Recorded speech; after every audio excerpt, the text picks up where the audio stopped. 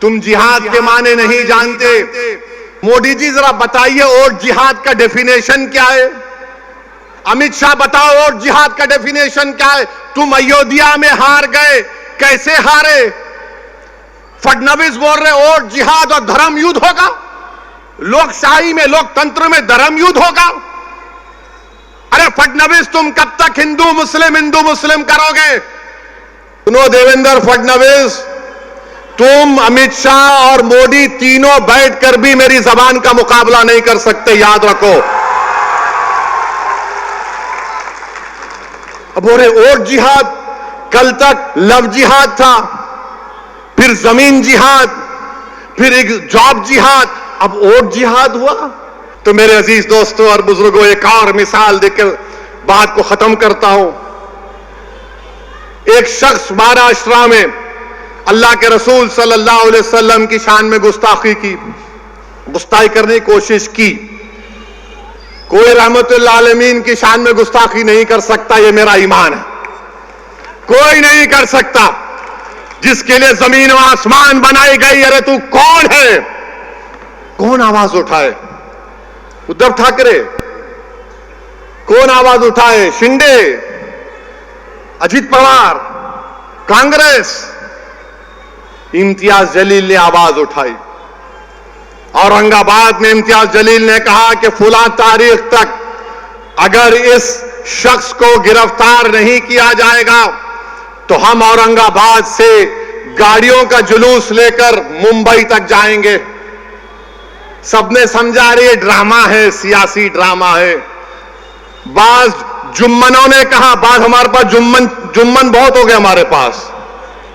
ये जुम्मनों ने कहा पब्लिसिटी के लिए कर रहा, पुलिस घर में बिठा देगी उसको। बाज बड़े बड़े लोगों ने मुझे फोन किया, बोले ये क्या करने जा रहे हैं असद साहब, दंगा हो जाएगा।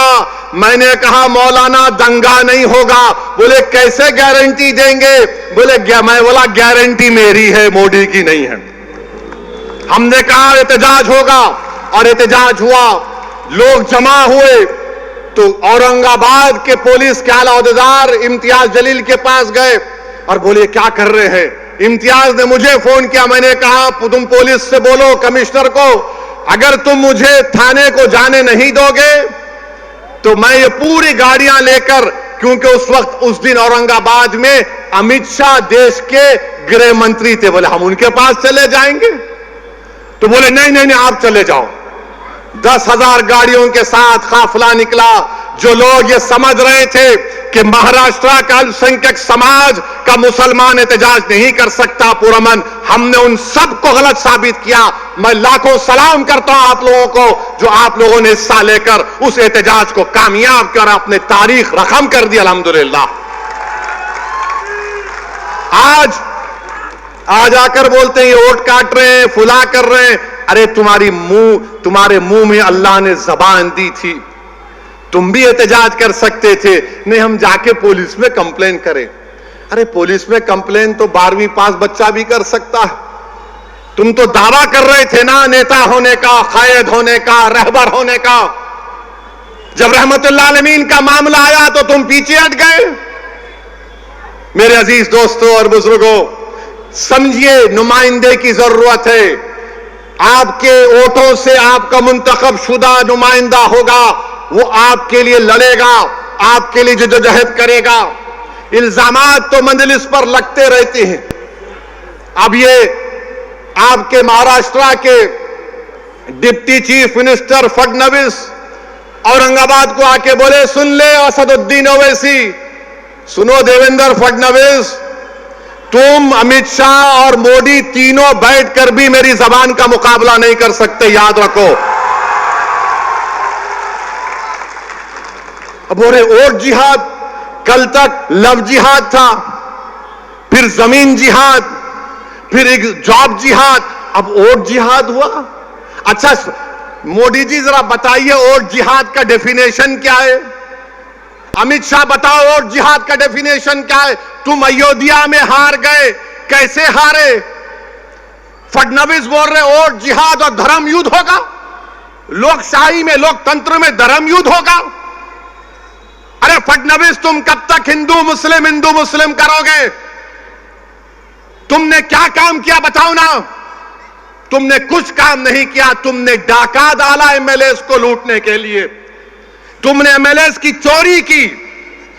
तुम सत्ता में नहीं आए मगर तुमने सत्ता को छीन लिया और बोल रहे ओ सुनो वैसी। मैं कह रहा हूं सुनो फडणवीस, तुम जिहाद के माने नहीं जानते।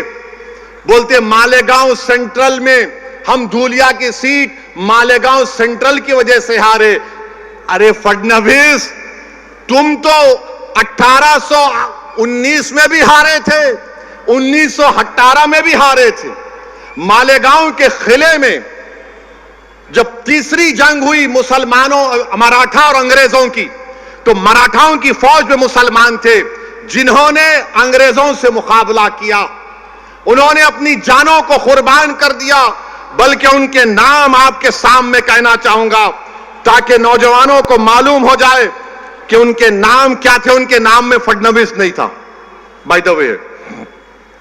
उनके नाम में क्या था? सुलेमान शाह, इस्माइल अल्लाह रखा, शाबान भिकारी, बुद्धू फरीदास, अब्दुल गफ्फार। इनको फांसी पे लटकाया गया। अब्दुल्ला खलीफा और मोहम्मद अनवर को जेल में अंग्रेजों ने मार मार कर कत्ल कर दिया। फडणवीस सुनो, तुम ये समझते हो कि कोई तुम्हारे पैर के पास बैठ के बोलेगा आप सरकार है? अरे कोई सरकार नहीं है। बाबा साहेब अंबेडकर के संविधान ने फडणवीस को ओवैसी को बराबर कर दिया। कोई बड़ा छोटा नहीं है। बल्कि सुनो फडणवीस, मैं तुम्हारे से बड़ा हूं हर एतबार से, अल्हम्दुलिल्लाह।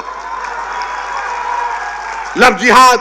अच्छा फिर क्या बोल रहे प्रधानमंत्री? क्या बोल रहे हैं? नई बात करें, एक है तो सेफ है। मोदी जी कितना फेंकेंगे आप? पार्लियामेंट इलेक्शन में आपने कहा कि हिंदू बहनों के गलों से मंगलसूत्र निकालकर मुसलमानों को दे दिया जाएगा, हिंदू भाइयों की भैंसों को लूटकर मुसलमानों को दे दिया जाएगा, मुस्लिम औरतें ज्यादा बच्चे पैदा कर रही हैं। मोदी जी, आपके वालिद साहब ने भी बहुत बच्चे पैदा किए थे, गलत किया था क्या? अमित शाह के कितने भाई बहने बताओ हमको?